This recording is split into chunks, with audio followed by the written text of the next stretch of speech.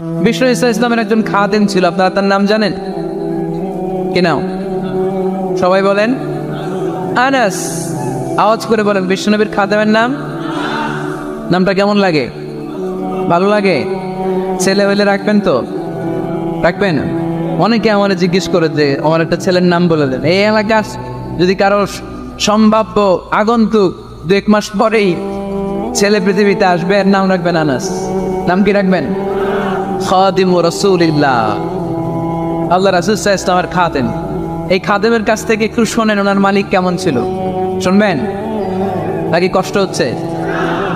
সম্মানিত ভাইয়েরা খেয়াল রাখবেন, কোন পীর সাহেবের ব্যাপারে যদি আপনি রিপোর্ট চান, পীর সাহেবের বউয়ের কাছ থেকে শুনবেন। কথা কয় না, বোঝে নাই বোধ হয়। একজন পীর সাহেব হুজুর উনি কেমন, রিপোর্ট নেবেন কার কাছ থেকে? কার কাছ থেকে? বউয়ের কাছ থেকে।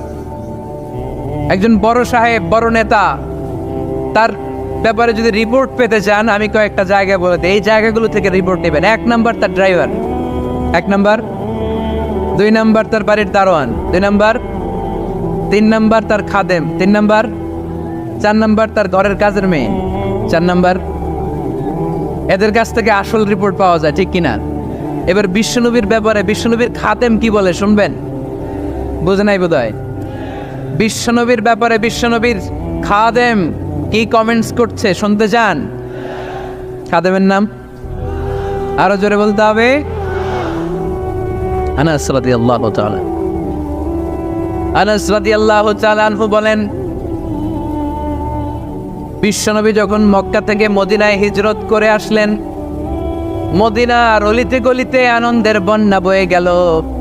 তলা আল বাদরু আলাইনা বলে সবাই বিশ্বনবীকে বরণ করে নিল, সবাই বিশ্বনবীর সাথে দেখা করতে আসলো।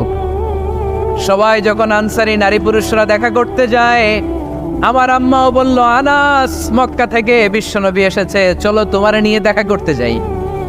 আনাসের মা আনাস রাদিয়াল্লাহু তাআলা আনহু তখন খুব ছোট্ট, তিনি যে দেখে মানুষের ভিড়ে আনাসকে নিয়ে সামনে যাওয়া যায়, আর তিনি দেখলেন মদিনার অলিতে গলিতে মানুষের ভিড়, আনসারী আবাল বৃদ্ধ বনিতা নারী পুরুষ সবাই বিশ্বনবীর সাথে দেখা করছে।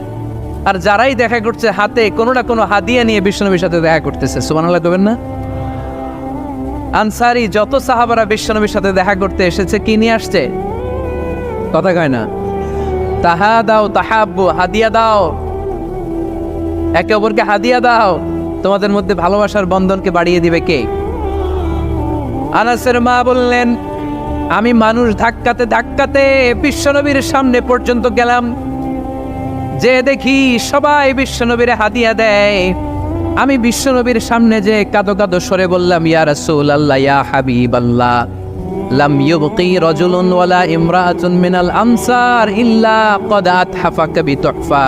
ও নবী, আমি দেখতে পেয়েছি আনসারী এমন কোন নারী নাই, এমন কোন পুরুষ নাই যে আপনাকে আপনার হাতে কোনো না কোনো হাদিয়া দেয় নাই। ওয়া ইন্নী লা আকদিরু আলা যালিকা মা উতহিফুকা বি। কিন্তু ইয়া রাসূলুল্লাহ, ইয়া হাবিবাল্লাহ, আমার কাছে তো কোনো টাকা নাই, আমার কাছে কোনো পয়সা নাই, আমার ঘরে এমন কোনো জিনিস নাই যেই জিনিসটা আমি আপনারে হাদিয়া দেব, ইল্লা ইবনি হাদা, আমার এই নার ছেড়া ধন কলিজার টুকরা সন্তান আনাস ছাড়া। ও আখিরি জামানার পয়গম্বর, আমি আমার কলিজার টুকরা আনাসকে আপনারে হাদিয়া দিয়ে দিলাম। ইয়া রাসূলুল্লাহ, মদিনার আনসারী এমন কোন নারী পুরুষ কেউ তো বাকি নাই যে আপনাকে হাদিয়া দেয় নাই, সবাই তো হাদিয়া দিল, কিন্তু আমি তো হাদিয়া দেওয়ার মতো আমার কাছে কিছু নাই। আপনারা কি হাদিস থেকে নেয়া এই গল্পটা বুঝতে পেরেছেন? কথাটা শুনতেছিলেন? আনাস রাদিয়াল্লাহু তাআলা আনহুর মা বললেন, ইয়া রাসূলুল্লাহ, আনসারী এমন কোন নারী নাই, এমন কোন পুরুষ নাই যে আপনারা হাদিয়া দেয় নাই, কিন্তু আমার তো হাদিয়া দেওয়ার মতো কিছু নাই আমার এই কলিজার টুকরা আনাস ছাড়া। কি আর আমি করব, আমার কলিজার টুকরা আনাসকে আমি আপনার দরবারে হাদিয়া দিয়ে দিলাম। ইয়া রাসূলুল্লাহ, আমার ছেলেটারই আপনারা হাদিয়া দিলাম। খুদ হাদা ইয়াখদুমু কামা বাদালাক, আপনার যেই কাজ লাগবে, যেই খেদমতের প্রয়োজন, আপনার এই খেদমত করবে। ও নবী, আমি জানি আনাস আপনার বেশি খেদমত করতে পারবে না, আনাস আপনার মেসওয়াক এনে দিবে, অজুর পানি এনে দিবে, জুব্বা লাগলে জুব্বাটা এনে দিবে, ছোটখাটো কাজ করে আপনারে সাহায্য করবে। আমার কলিজার টুকরা সন্তানকে চিরকালের জন্য আমি আপনারে হাদিয়া দিয়ে দিলাম। আনাস রাদিয়াল্লাহু তাআলা আনহু বর্ণনা করছেন, আমি দাঁড়িয়ে দাঁড়িয়ে শুনছি আমার আম্মা বলছে আমি নাকি বিশ্বনবীর জন্য হাদিয়া। সুবহানাল্লাহ পড়েন। এবার খেদমত শুরু করলো সাইয়েদনা আনাস। ছোট্ট মানুষ কি আর করবে, কতটুকু খেদমত আর করতে পারবে? বিশ্বনবীর মেসওয়াকটা এনে দেয়। সুবহানাল্লাহ পড়েন। বিশ্বনবীর আতরের শিশিটা এনে দেয়, বিশ্বনবীর জাইতুনের তেলের বোতলটা আগিয়ে দেয়, বিশ্বনবীর জামাটা প্রয়োজনে বিশ্বনবীর হাতে এনে দেয়। সাইয়েদনা আনাস বলেন, আমি 1 বছর নয়, 2 বছর নয়, 5 বছর নয়, 7 বছর নয়, 10 বছর বিশ্বনবীর খেদমত করেছি। ফামা দারাবানি, 10 বছরে একদিনও তিনি আমারে মারে নাই। সুবহানাল্লাহ। একদিন আমার গায়ে হাত তোলে নাই, হাত তোলা তো দূরের কথা, ওয়ালা সাব্বানি, কোনোদিন গালি দেয় নাই, ওয়ালা আবাসা আলা ওয়াজহি, কখনো বিরক্তি স্বরে ভ্রু কুচকে আমার দিকে বিশ্বনবী কোনোদিন তাকায় নাই। সুবহানাল্লাহ পড়েন। কোনোদিন আমার গায়ে হাত তোলে নাই। আরে হাত তোলা তো দূরের কথা, আমাকে ধমকি পর্যন্ত দেয় নাই। ধমকি দেয়া তো দূরের কথা, আমরা অনেক সময় বিরক্ত হয়ে ভ্রু কুচকাই না। এরকম বিরক্তি হইলে আমরা কারোর প্রতি বিরক্ত হলে কি হয়? কপাল ভ্রু কুচকে ওঠে, ঠিক কিনা? সাইয়েদনা আনাস বললেন, কোনোদিন মারে নাই। খাদেম বলতেছে, খাদেম, বড় সাহেবের রিপোর্ট কার থেকে নিতে হয়? হয় খাদেম, নয় দারোয়ান, নয় ঘরের কাজের মেয়ে, তা না হলে ড্রাইভার। বিশ্বনবীর খাদেম বিশ্বনবীর ব্যাপারে কি কমেন্ট করছে? মা সাব্বানি ওয়ালা জারাবানি ওয়ালা আবাসা ফি ওয়াজহি। এই 10 বছরের খেদমতের জিন্দেগিতে কোনোদিন বিশ্বনবী আমারে মারে নাই, গায়ে হাত তোলে নাই। আরে হাত তোলা তো দূরের কথা, একটা ধমকও দেয় নাই। আরে ধমক দেয়া তো দূরের কথা, বিরক্তির সুরে ভ্রু কুচকে আমার দিকে কখনো তিনি তাকায় নাই। চিল্লায় বলো সুবহানাল্লাহ। আর আজকে মাইক পেলে মানবতা, মানবাধিকারের কর্মী কি সুন্দর কথা বলে, উইমেন রাইটস এর কথা বলে, শিশু শ্রম নিয়ে কথা বলে, আর বাড়িতে কাজের মেয়ের গায়ের মধ্যে খুন্তি, গরম খুন্তি পিঠের মধ্যে লাগিয়ে পিঠ ঝলসিয়ে দেয়। এরকম আছে না নাই? পত্রপত্রিকায় প্রায় দেখা যায় যে কাজের মেয়েদেরকে কি অত্যাচার করে। খুন্তি গরম করে করে চামড়ার মধ্যে লাগিয়ে স্কিন ঝলসে ফেলেছে, গ্রিলের মধ্যে বেঁধে রেখেছে, সময় মতো খাবার দেয় নাই, পিটিয়ে মাথার চুল কামিয়ে মাথা ন্যাড়া করে দিয়েছে। এরকম আছে না নাই? এরা মানবাধিকারের ঠিকাদার, এরা মানবাধিকারের কথা বলে। আর বিশ্বনবী ইসলামের খাদেম বিশ্বনবীর ব্যাপারে বলেছে, কোনোদিন মায়ের তো দূরের কথা, হাত তোলা তো দূরের কথা, আরে ধমক দেয়া তো দূরের কথা, বিরক্তির চেহারা নিয়েও কোনোদিন বিশ্বনবী আমার দিকে তাকায় নাই। চিল্লায় পড়েন সুবহানাল্লাহ। বিশ্বনবী একবার সাইয়েদনা আনাস রাদিয়াল্লাহু তাআলা আনহুকে একটা ছোট্ট জিনিস আনতে পাঠালেন। সাইয়েদনা আনাস রাদিয়াল্লাহু তাআলা আনহু জিনিসটা আনতে যে মদিনার অলিতে গলিতে বাচ্চাদের খেলা দেখে জিনিস আনতে ভুলে খেলায় দাঁড়িয়ে গেলেন। ছোট মানুষ, ছোট্ট একটা বাচ্চা যদি আমার সাথে নেই, সে কি আমার প্রয়োজন বুঝবে? আমার সেন্টিমেন্ট যেরকম, বাচ্চা কি ওটা টের পাবে? ছোট্ট আনাসকে বললেন, আমার জুব্বা নিয়ে আসুন।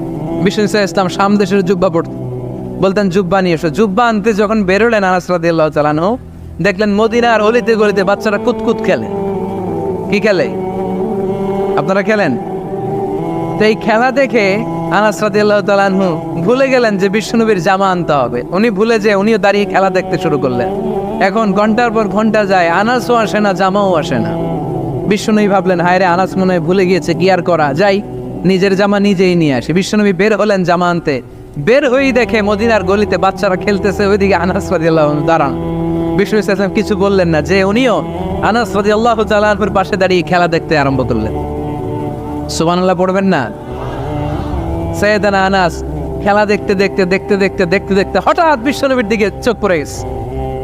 বিশ্বনবীর চোখের দেখে যখন সাইয়েদনা আনাস রাদিয়াল্লাহু তাআলা আনহুর চোখ পড়ে গেছে, সাইয়েদনা আনাস বলে, আমার কলিজাটা এখান থেকে এই দিকে চলে আসছে ভয়ে। কিসে? ভয়ে। উনি বললেন, আমার গলা শুকিয়ে যেতে আরম্ভ করলো, কাঁপতে লাগলাম। আয় হায়, এখন আমার মনে পড়ছে বিশ্বনবীর জামা আনতে পাঠাইছিল, ভুলে গেছে খেলার আবেশে পড়ে। উনি বললেন, বিশ্বনবী আমারে ধমক দেন নাই, আমার গায়ে হাত তোলেন নাই, জামা আনতে পাঠাইছি, এখানে খেলা দেখতেছো এটাও বলেন নাই, বিরক্তিও প্রকাশ করেন নাই। বিশ্বনবী শুধু একটা হাসি দিয়েছেন, স্মাইল। কি দিয়েছেন? একটা মুচকি হাসি দিয়েছেন। কি হাসি? সাইয়েদনা আনাস বলে, ওই যে ওই দিনের বিশ্বনবীর মুচকি হাসির শাসন, মরার আগের দিন পর্যন্ত আমি আনাসকে সোজা রাস্তায় রেখেছি, আর ডানে বায়ে নেয় নাই। শাসন করতে জানলে লাঠি লাগে না, শাসন করতে জানলে ধমক লাগে না, শাসন করতে জানলে পিট্টি দেয়া লাগে না। মুচকি হাসি দিয়েও শাসন করা যায় কি যায় না? সাইয়েদনা আনাস বলেন, কোনোদিন মারে নাই, কোনোদিন ধমক দেয় নাই, সব সময় আমাকে আদর করেছে। চিল্লায় পড়েন সুবহানাল্লাহ। এজন্য সব সময় বিষ্ণু ইসা ইসলাম শ্রমিকদেরকে ভালোবাসতেন। শ্রমে কোনো লজ্জা নাই, লজ্জা হচ্ছে অলসতায়। আজ থেকে এই মাহফিল, এই এত বড় আয়োজন, এত বড় গ্যাদারিং তখনই সার্থক হবে যখন আমরা এই সিদ্ধান্তে আসতে পারবো যে আমরা অলস সময় কাটাবো না, আমরা আমাদের এই সময়গুলোকে প্রোডাক্টিভ ওয়েতে কাজে লাগাবো, কোনো না কোনো কাজের সাথে জড়িত হব। Never under estimate any job, whether it's big or small, বড় হোক বা ছোট হোক, কোনো কাজকে আমরা ছোট করে দেখবো না। যে কোনো কাজ করো না ভাই, যে কোনো কাজ করো তা যেন হয় সবার চেয়ে সবচেয়ে সুন্দর। আমাদের অবসর সময়গুলোকে কাজে লাগানোর দরকার আছে না নাই? আমরা নিজেদেরকে কর্মঠ করে, কর্মজীবী হিসেবে, শ্রমজীবী হিসেবে নিজেদেরকে প্রতিষ্ঠিত করতে চাই। রাজি আছো মুসলমান? লক্ষ্মীপুরের যুবক ছেলেরা আওয়াজ করে বলো, পারা যাবে? লজ্জা কিসে? লজ্জা কিসে? অনেকে টাঙ্কি মারে, এদিক সেদিক ঘুরে, আর বলে আমার আব্বা চেয়ারম্যান। আরে তোর আব্বা চেয়ারম্যান, তুই কি? আমার আব্বা MP, member of the parliament. আরে তোর বাবা এমপি, এটা তো তার গৌরব, তোর কি আছে সেটা বল। এজন্য নিজের পায়ে দাঁড়াবো। অলসতার সাথে আমাদের কোনো সম্পর্ক। আজকের এই মাহফিল থেকে আমরা অলসতা, অকর্মণ্যতাকে নো বলে দিলাম। অলসতাকে আমরা কি বললাম? আরো জোরে বলতে হবে, অলসতাকে কি বলবো? আর সব সময় কর্মঠ থাকবো, এনার্জেটিক থাকবো, নিজের পায়ে দাঁড়াবো, আইডিয়া জেনারেট করব, এন্টারপ্রেনার হওয়ার চেষ্টা করব। নতুন নতুন উদ্যোক্তা হওয়ার মাধ্যমে আমরা আমাদের নিজেদের ভাগ্য পরিবর্তনের চেষ্টা করব। কারণ আল্লাহ বলেছেন, ইন্নাল্লাহা লা ইউগাইয়িরু মা বিকাওমিন হাত্তা ইউগাইয়িরু মা বিআনফুসিহিম। আল্লাহ তাআলা ততক্ষণ পর্যন্ত কোনো জাতির ভাগ্যের চাকার পরিবর্তন করে না যতক্ষণ পর্যন্ত ওই জাতি নিজে নিজের ভাগ্যের চাকার পরিবর্তন করতে না চায়। চিল্লা এখন ঠিক কিনা? লাকাদ খালাকনাল ইনসানা ফি কাবাদ।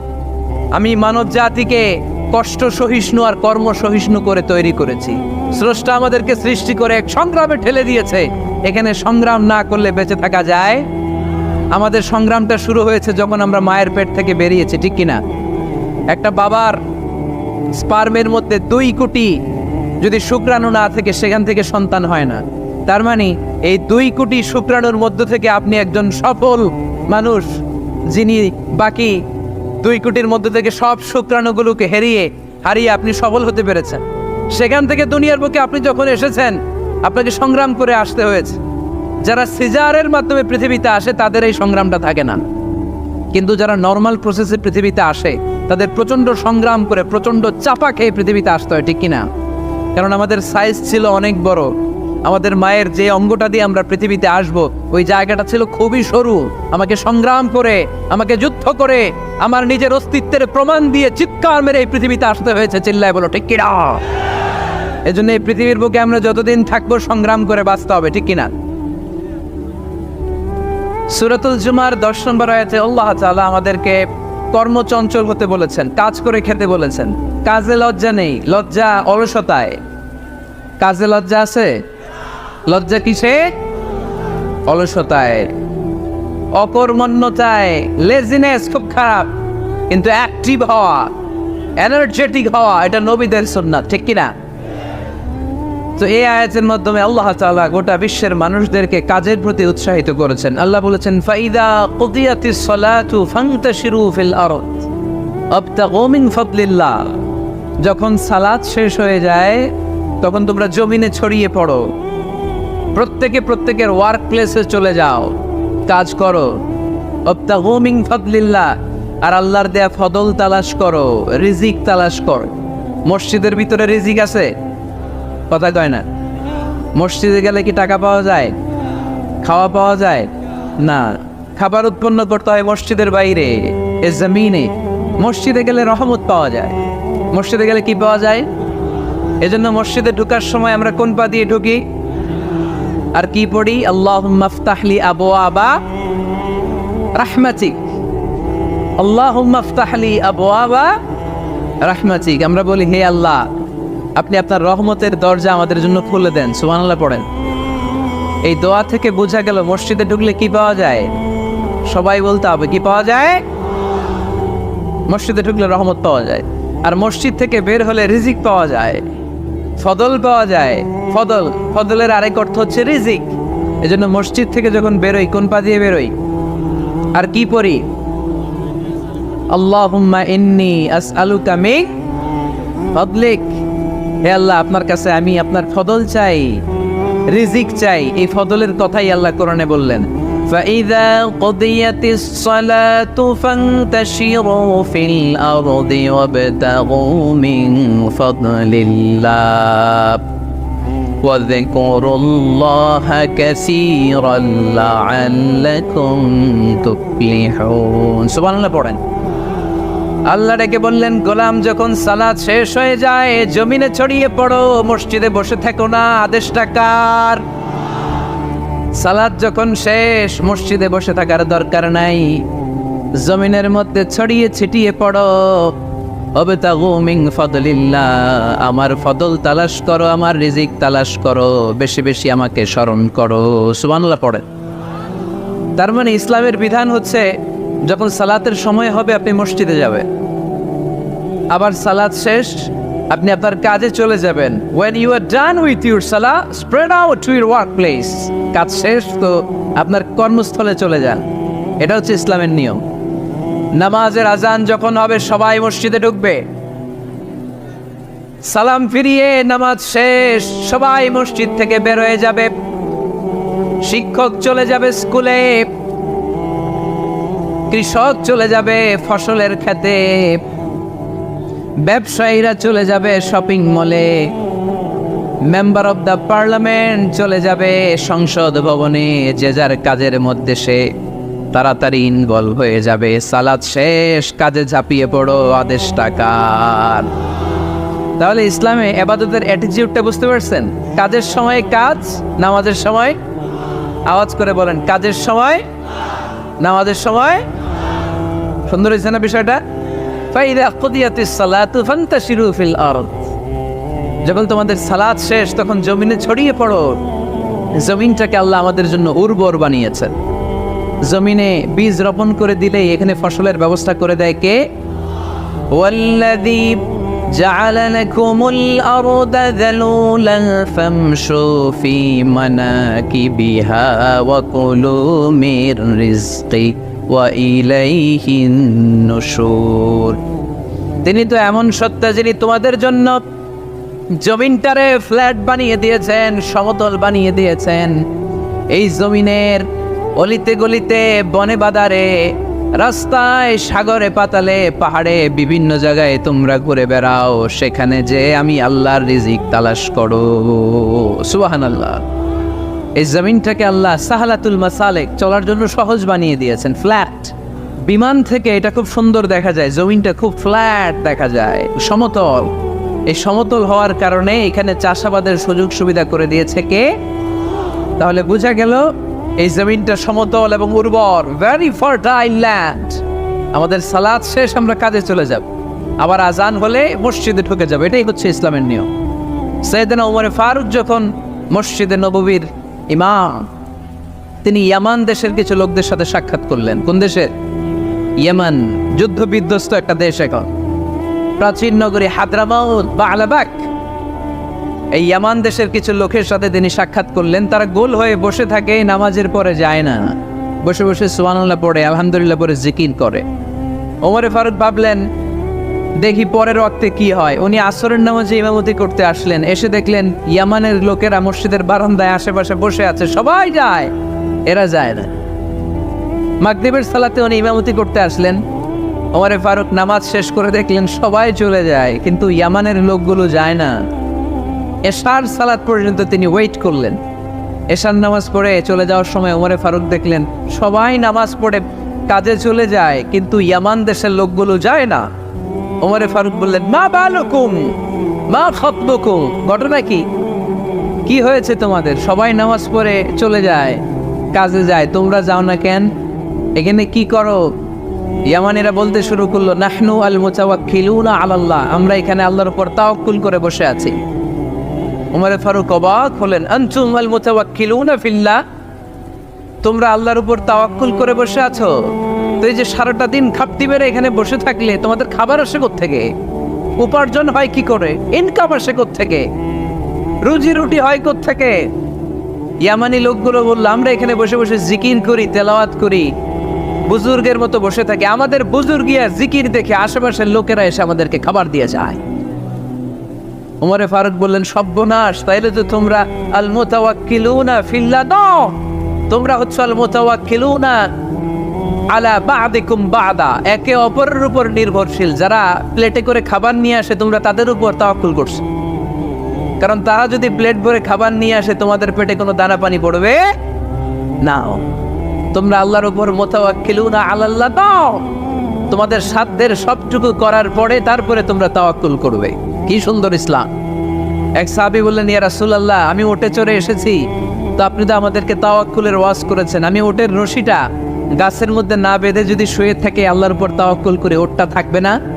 বিশ্বনবী বললেন, না, তোমার ওট থাকবে না, আগে রশি দিয়ে ওটটা বাঁধো, ইয়াকিলহা সুম্মা তাওয়াক্কাল আলাল্লাহ, আগে টাইট করে রশি দিয়ে গাছের সাথে ওটের রশিটা বাঁধো, এরপর আল্লাহর উপর তাওয়াক্কুল করো। এইটার নাম তাওয়াক্কুল। চিল্লায় বলেন ঠিক কি না?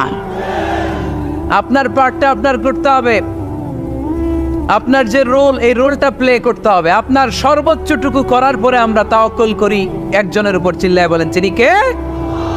ওমর ফারুক বললেন, তোমরা মুতাওয়াক্কিলুনা আলাল্লাহ নাও, তোমরা বের হয়ে যাও, খবরদার এরপরে কোনো দিন তোমাদেরকে যেন এই মসজিদের মধ্যে ঘাপটি মেরে গোল হয়ে বসে থাকতে না দেখা যায়। কারণ ফাইদা কুদিয়াতিস সালাতু ফান্তাশিরু ফিল আরদ ওয়াবতাগু মিন ফাদলিল্লাহ, ইসলামের বিধান হচ্ছে যখন নামাজ শেষ মসজিদে বসে থাকা যাবে? চিল্লায় বলেন বসে থাকা যাবে? যাবে না। সর্বোচ্চটুকু করে তারপরে আপনাকে বের হয়ে যেতে হবে। প্রতিদিন সকালবেলা পাখির বাসা থেকে দেখবেন পাখিগুলো খালি পেটে বের হয়ে যায়। আপনাদের এই এলাকায় পাখির বাসা আছে? কি পাখির বাসা আছে? হ্যাঁ, সব পাখি আছে।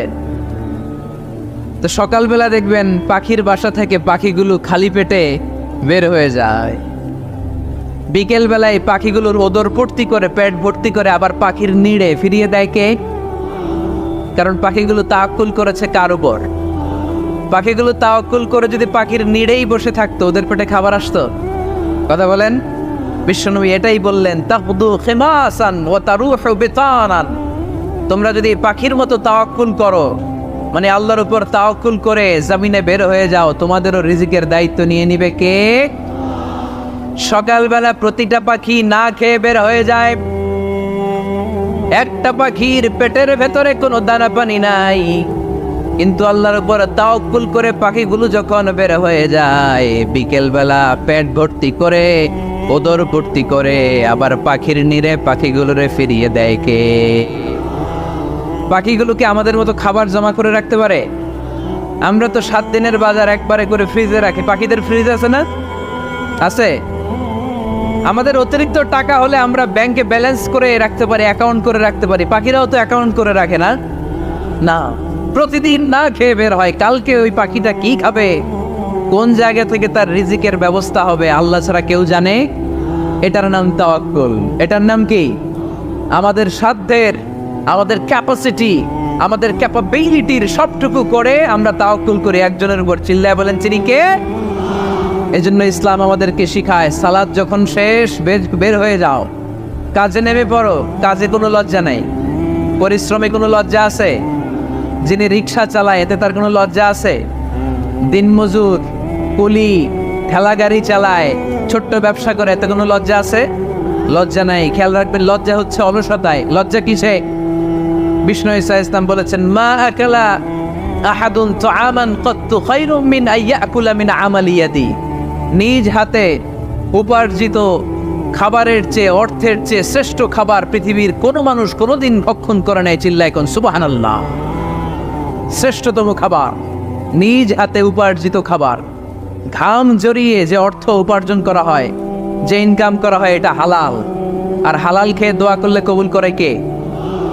এজন্য খেটে খাওয়া মানুষ, শ্রমজীবী মানুষ আর মেহনতি মানুষদেরকে বিশ্বনবী খুব ভালোবাসতেন।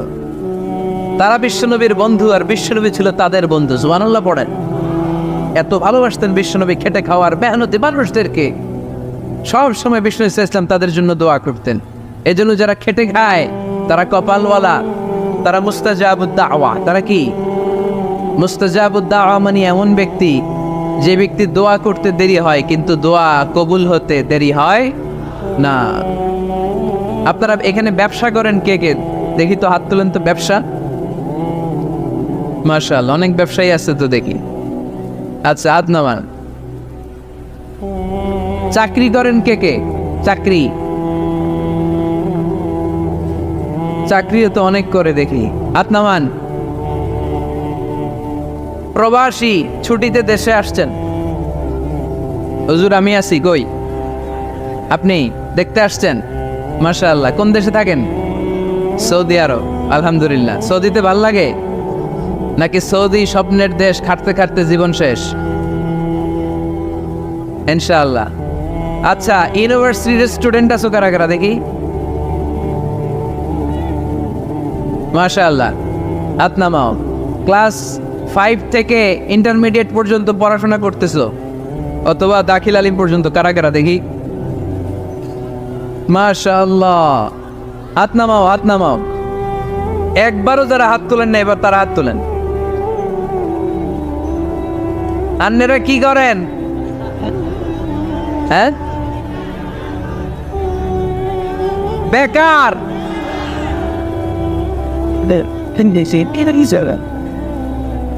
বাংলাদেশে চাকরির বাজার খুব মন্দা, ঠিক কিনা? বাংলাদেশ ইন্ডিয়াতে চাকরি পেতে অনেক কষ্ট।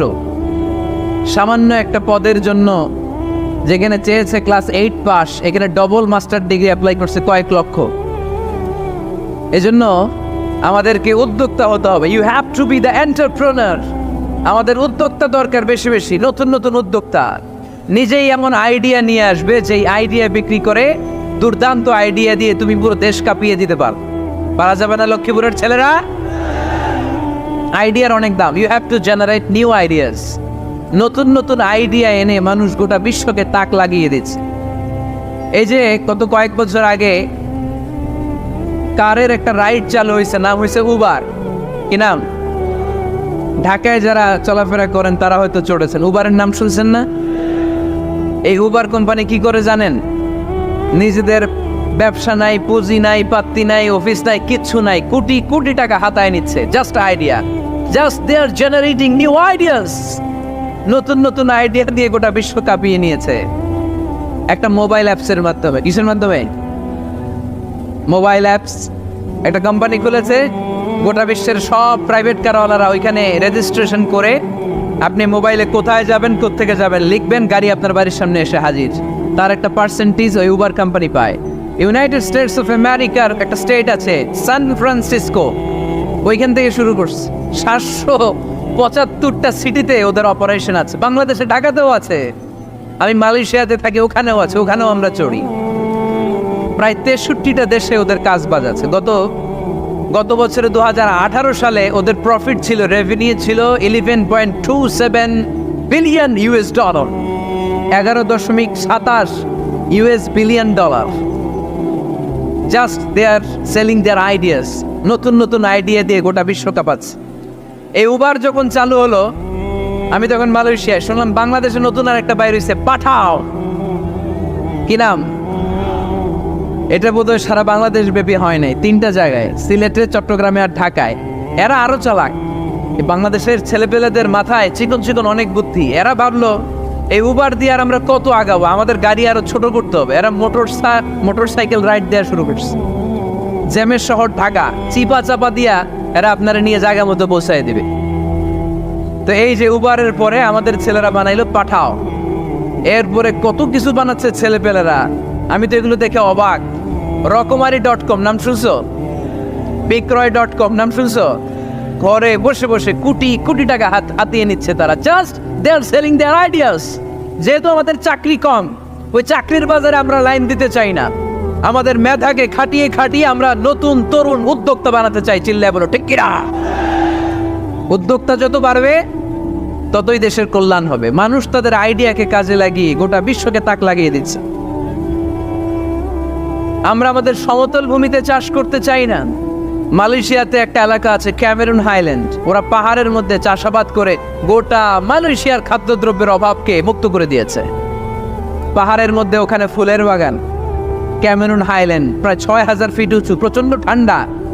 এই ঠান্ডা পাহাড়ে হিল ট্রাক্টস এরিয়াতে মালয়েশিয়ার এই ক্যামেরুন হাইল্যান্ডে ওখানে আছে ফুলের বাগান, আছে ফলের বাগান, আছে চায়ের বাগান, ওখানে মধুর চাষ হয়, ওখানে শাকসবজি চাষ হয়, ওখানে অনেক কিছু চাষাবাদ হয়। ওই ফলমূল শাকসবজি দিয়ে গোটা মালয়েশিয়ার 14টা স্টেটে যত শাক সবজি ফলমূল লাগবে ওরা আঞ্জাম দেয়।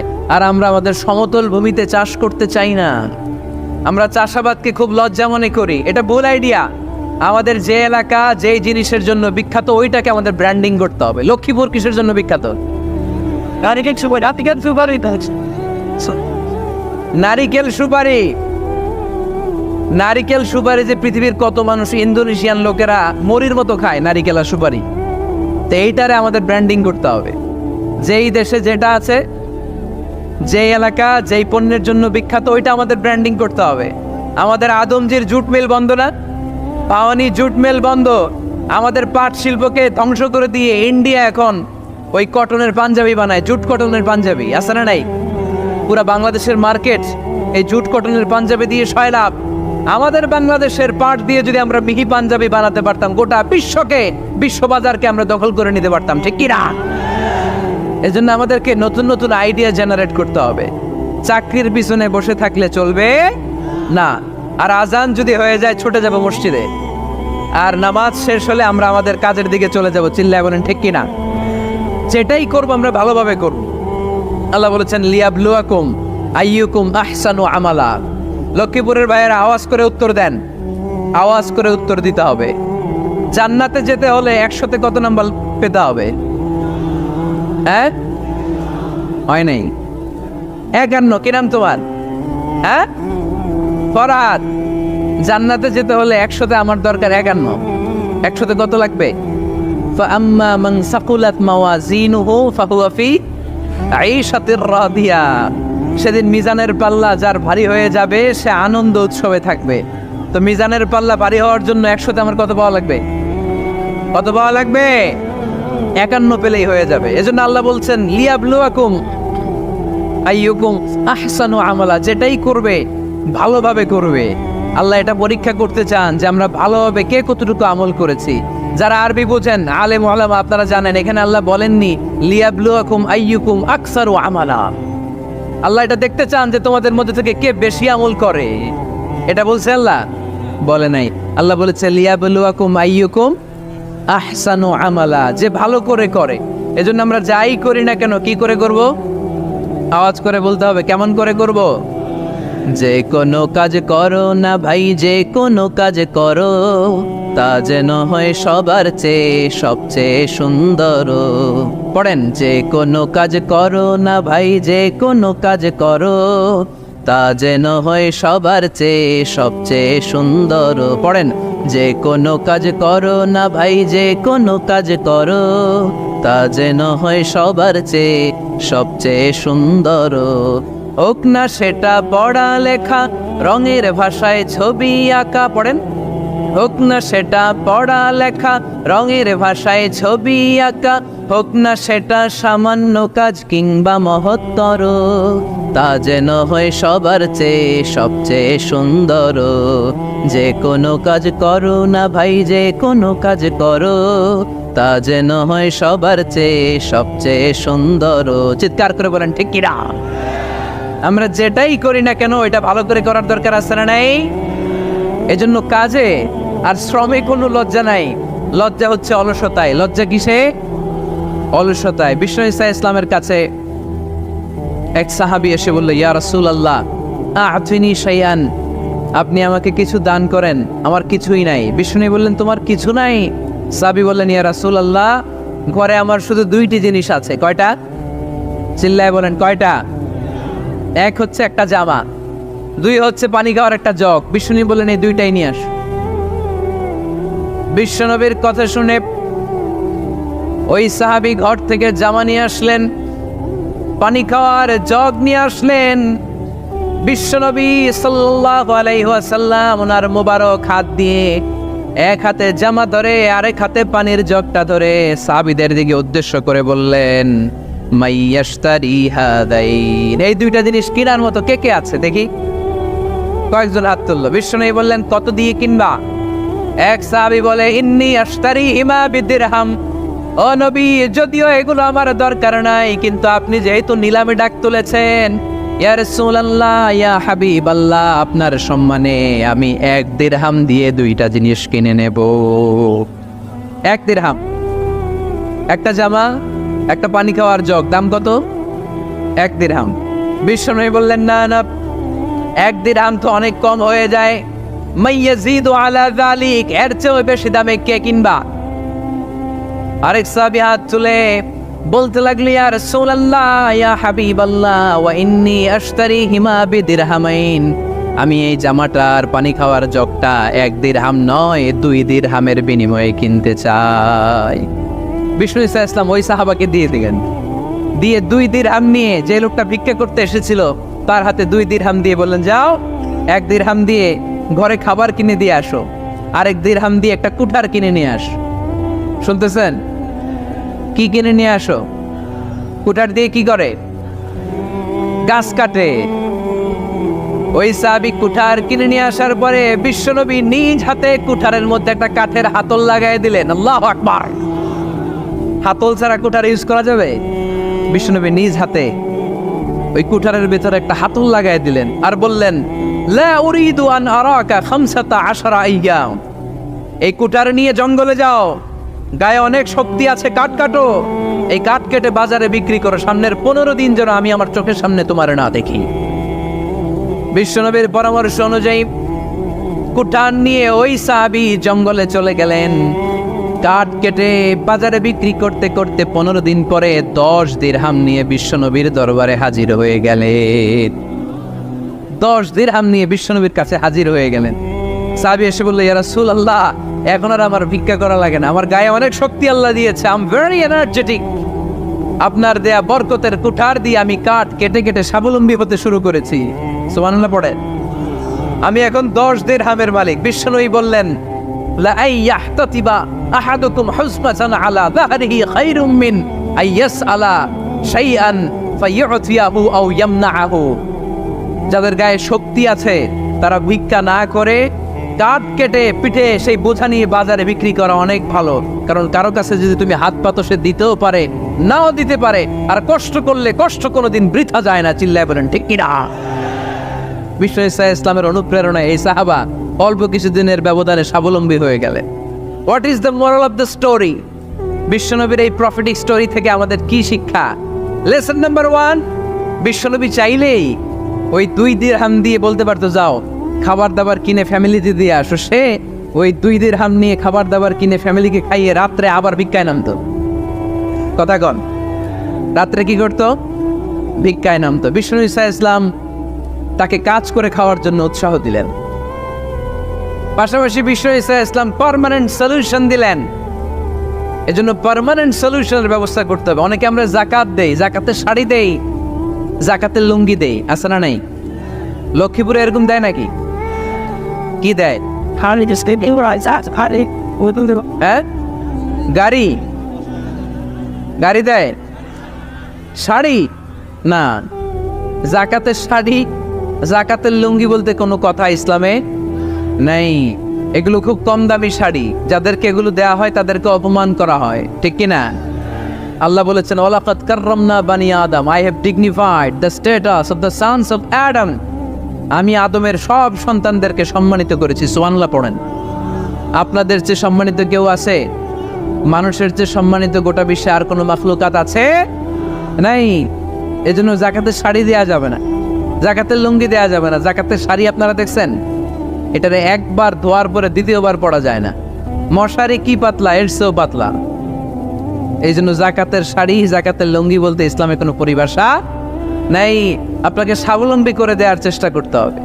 যারা লক্ষ্মীপুর জেলায় বিজনেস ম্যাগনেট আছেন, তারা একসাথে হয়ে একটা স্ট্রং জাকাত ম্যানেজমেন্ট প্ল্যাটফর্ম করতে পারেন, যেখান থেকে আপনারা বিভিন্ন থানায় বিভিন্ন গ্রামে বাছাই করে করে কিছু ভাইদেরকে জাকাত দিতে পারেন স্বাবলম্বী করার উদ্দেশ্যে। যেই ফ্যামিলিকে আছে, কি নাম এটা, পল্লী উন্নয়ন ক্লাব, মাশাআল্লাহ, জাকাত ফান্ড দিয়ে বিদেশে লোক পাঠায়। এর চেয়ে সুন্দর পদ্ধতিতে জাকাত বিতরণ আর হতে পারে? যেই লোকটাকে, যেই ছেলেটাকে বিদেশে পাঠানো হয়েছে, ওই ফ্যামিলিটা আর কোনোদিন জাকাতের শাড়ি নেওয়ার জন্য লাইনে দাঁড়াবে? যেই ছেলেটাকে ওনারা অস্ট্রেলিয়ান গাভী কিনে দিছে, দুধ বিক্রি করে যেই ফ্যামিলিটা স্বাবলম্বী হতে শুরু করেছে, তারা আর কোনোদিন জাকাতের লাইনে যেয়ে দাঁড়াবে না। এজন্য জাকাত দিতে হবে স্বাবলম্বী করার জন্য। ইসলাম আমাদেরকে এটাই শিখিয়েছে, কাজ করে খেতে। কাজে লজ্জা নেই, লজ্জা হচ্ছে অলসতায়। লজ্জা কিসে? আজকের আলোচনা থেকে এটা মুখস্থ করে নিতে হবে, কাজে লজ্জা নেই। লক্ষ্মীপুরের ইয়াংস্টারেরা শ্রমে লজ্জা নেই, পরিশ্রমে লজ্জা নেই, লজ্জা অলসতায়। লজ্জা কিসে? আরো জোরে। নবীরা কি এমনি এমনি বসে বসে খাইছে? কঠিন পরিস্থিতিতেও নবীরা পরিশ্রম করে উপার্জন করা লেগেছে, ঠিক কিনা? সাইয়েদনা মারিয়াম আলাইহিস সালাম, যার নামে আল্লাহ তাআলা কোরআনে একটা সূরা দিলেন, উনি পৃথিবীতে এমন একজন মহিয়সী নারী, যেই নারীর গর্ভে, যেই নারীর পেটের ভেতরে স্বামীর স্পর্শ ছাড়া সন্তান দিয়েছে কে? সাইয়েদনা ঈসা আলাইহিস সালাম পেটে আসলেন। মারিয়াম আলাইহিস সালাম লজ্জা পেলেন। আয় আয়, কেমন করে এলাকাবাসীদের কাছে আমি আমার মুখ দেখাবো? বিয়ে করি নাই, স্বামী নাই, বিয়ে হয় নাই, স্বামী নাই, কিন্তু পেটে সন্তান চলে এসেছে। হায় হায়, এলাকায় কেমনে মুখ দেখাবো? লজ্জায় পড়ে মারিয়াম আলাইহিস সালাম এলাকা থেকে চলে গেলেন। কি অবাক করা কাণ্ড! বাচ্চা ভূমিষ্ঠ হওয়ার জন্য, বড় হওয়ার জন্য 6 মাস 7 মাস লাগে নাই, পেটে বাচ্চা আসার সাথে সাথে বাচ্চাটারে বড় করে দিয়েছে কে? সাইয়েদাতুনা মারিয়াম আলাইহিস সালাম এবার বসে বললেন, বুঝতে আরম্ভ করলেন প্রেগন্যান্সির পেইন উঠেছে। হঠাৎ করে পেট থেকে বাচ্চা ভূমিষ্ঠ হয়ে যাওয়ার পরে উনি কাঁপতে আরম্ভ করলেন। ক্ষুধার চোটে খাবার কিছু নাই, সামনে ঝর্ণা, উপরে একটা খেজুর গাছ। সাইয়েদনা ঈসা আলাইহিস সালামকে কোলে নিয়ে মারিয়াম আলাইহিস সালাম মনে মনে ভাবে, হায় রে, কেউ যদি একটু খেজুর পেড়ে দিত, এই ক্ষুধার মুহূর্তে আমি খেজুর খেয়ে পেটের ক্ষুধা নিবারণ করতাম। রব্বুল আলামিন মারিয়ামকে উদ্দেশ্য করে আয়াত নাজিল করে দিলেন, ওয়া হুজ্জি ইলাইকি বিজিযিন নাখলাতি তুসাকিত আলাইকি রাতাবান জানিয়া। কোরআন সাক্ষী, হুজ্জি ইলাইকি বিজিযিন নাখলা, এর মানে হচ্ছে মারিয়াম, কেউ পেড়ে দিবে না, একটু কষ্ট করে হাতটা উঁচু করে খেজুরের ডালা ধরে ঝাঁকুনি মারো, টস টসে কাঁচা পাকা খেজুর নিচের দিকে পড়বে, তারপর তুমি তুলে খাবে। সুবহানাল্লাহ পড়েন। আল্লাহ চাইলে অটোমেটিক্যালি কারামাত হিসেবে খেজুরগুলো নিচে ফেলতে পারতেন না? কথাগণ, খেজুরগুলো অটোমেটিক্যালি নিচের দিকে পড়ছে? পড়ে নাই। আল্লাহ শিক্ষা দিয়েছে, যেই পরিস্থিতিতে থাকো না কেন, তোমাকে শ্রম ব্যয় করে কষ্ট করে তোমার উপার্জন করতে হবে, রিজিকের বন্দোবস্ত করতে হবে। চিল্লায় বলেন ঠিক কিনা? ইসলাম আমাদেরকে এটাই শিখিয়েছে, কাজে লজ্জা নাই। আবার বিশ্বনবী বললেন, ইন কামাতিস সাআ ওয়া ফি ইয়াদি আহাদিকুম ফাসিলাতুন, তোমাদের কারো হাতে যদি একটা চারা বীজ থাকে, সে যদি দেখে কিয়ামত হতে শুরু করেছে, ফা ইন ইসতাতাআ আইয়াগরিসাহা ক্বাবলা আন তাকুমাস সাআ ফালইয়াগরিসহা, কারো হাতে একটা চারা বীজ নিয়ত করেছে, চারা বীজটা রোপণ করবে, ইন দ্য মিন টাইম দেখলো কিয়ামত হতে শুরু করেছে, বিশ্বনবী বললেন, যদি তোমার সুযোগ থাকে কিয়ামত হওয়ার আগে চারা বীজটা রোপণ করে দাও। কথা বুঝতে পেরেছেন? আপনার হাতে একটা চারা বীজ, আপনি প্ল্যান করেছেন এই চারা বীজটা রোপণ করবেন। ইন দ্য মিন টাইম দেখলেন কি হওয়া শুরু হয়েছে? ইযা জুলজিলাতিল আরদু জিলজালাহা, দ্য বিগেস্ট আর্থকোয়েক, ভূমিকম্প শুরু হয়েছে, কিয়ামত হয়ে যাবে। বিশ্বনবী বললেন, কিয়ামত হইতেছে ওদিকে, আর তোমার হাতে যদি চারা বীজ থাকে, দেরি করো না, কিয়ামত তোমার কাছ পর্যন্ত আসার আগে সুযোগ পেলে চারা বীজটা রোপণ করে দাও। ইসলাম শিখিয়েছে শেষ নিঃশ্বাস পর্যন্ত তোমাকে লড়ে যেতে হবে। এই পৃথিবীতে কেউ কাউকে জায়গা করে দেয় না, জায়গা করে নিতে হয়।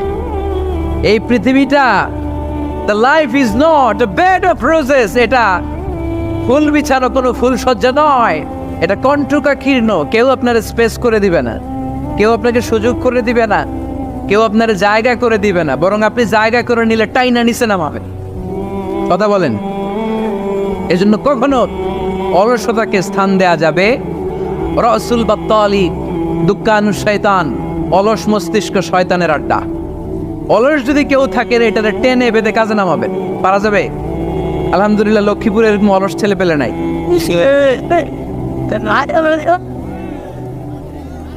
আছে। আমরা আজকে অলসতাকে নো বলে যাবো এই মাহফিল থেকে। অলসতাকে আমরা কি বলবো? আওয়াজ করে বলতে হবে। অলসতাকে কি বলবো আমরা? মুমিনের জীবনে কোনো অলসতা নাই। অলস হয় মুনাফিকরা। অলস হয় কারা? চিল্লায় বলতে হবে। মুমিনরা অলস হয়। অলস হয় কারা?